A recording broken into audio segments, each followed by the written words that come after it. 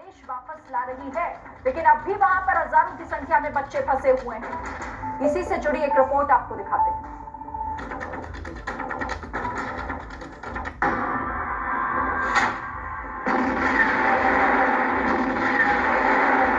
हम लोग चाहते हैं कि हमको इंडिया एम्बेसी के थ्रू ले जाया जाए, जिससे कि हम पूरे सेफली बॉर्डर तक पहुंच जाए। हमें नहीं पता कि नेक्स्ट टाइम हमारे यहाँ पे कब अटैक हो जाए और हम अभी बात कर पाए या नहीं कर पाए।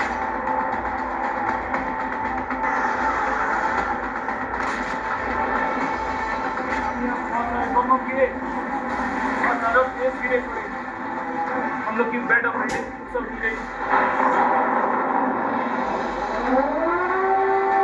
हम लोग यहाँ पे मेट्रो की तरफ भाग रहे हैं। यहाँ पे हमारे लिए बचने के लिए वही सबसे सेफेस्ट जगह है।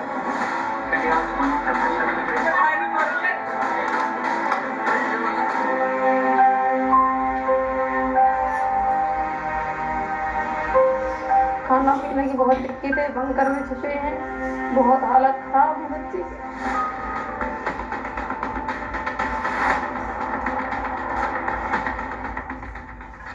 हिंदुस्तान से हजारों किलोमीटर दूर यूक्रेन से जब जब धमाके की तस्वीरें आती हैं, तो हजारों हिंदुस्तानियों की दिल की धड़कन किसी अनहोनी की आशंका से तेज हो जाती है।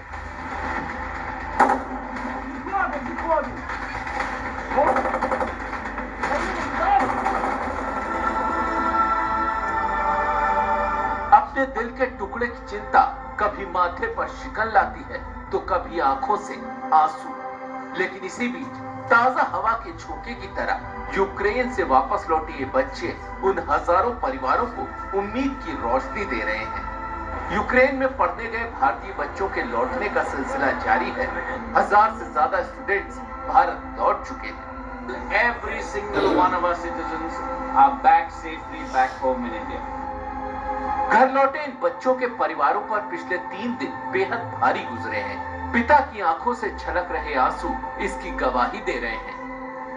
मिलके बहुत खुशी हो रही है। मैं भारत सरकार का धन्यवाद करना चाहता हूँ।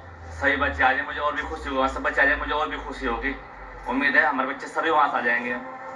यूक्रेन से लौटे इन बच्चों के लिए ऐसी ही भावना हर जगह उमड़ रही है। मैं बहुत खुश हुआ। मुझे लगा कि हाँ, मैं एक अच्छे देश का निवासी हूँ और मेरी सरकार बहुत कुछ कर रही है।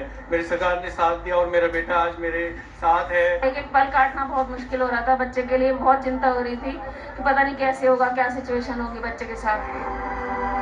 ये बच्चे तो सुरक्षित अपने घर लौट आए हैं, लेकिन इनके बहुत से साथी अभी भी वहां फंसे हुए हैं। इन्हें उनकी भी चिंता है।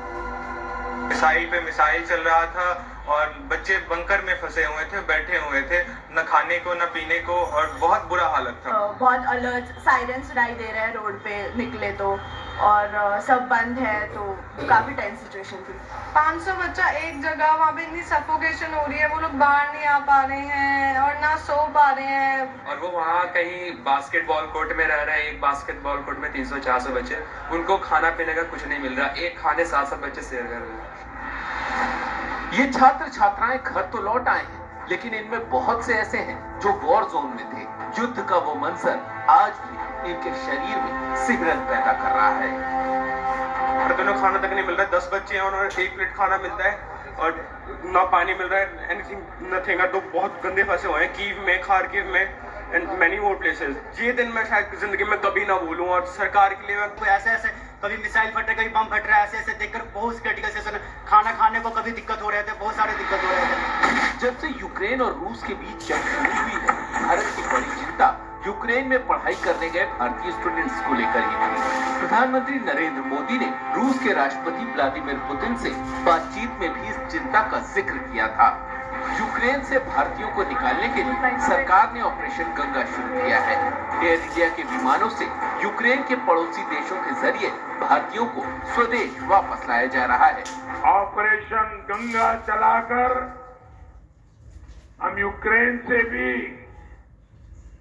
हजारों भारतीयों को वापस ला रहे हैं।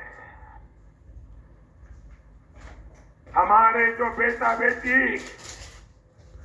अभी भी वहां है, उनको पूरी सुरक्षा के साथ अपने घर पहुंचाने के लिए सरकार दिन रात काम कर रही है। दरअसल यूक्रेन से भारत लाने में बड़ी समस्या ये है कि यूक्रेन में युद्ध के चलते विमानों की आवाजाही बंद है। ऐसे में भारत सरकार भारतीयों को पड़ोसी देशों के जरिए ला रही है।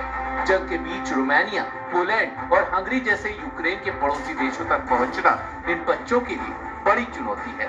ये तस्वीर देखिए कैसे पोलैंड यूक्रेन की सीमा पर भारतीय बच्चों का जमघट लगा है और सड़क पर ही ये वक्त गुजार रहे हैं। क्योंकि ट्रैफिक बहुत था, हमें कहीं उतारा गया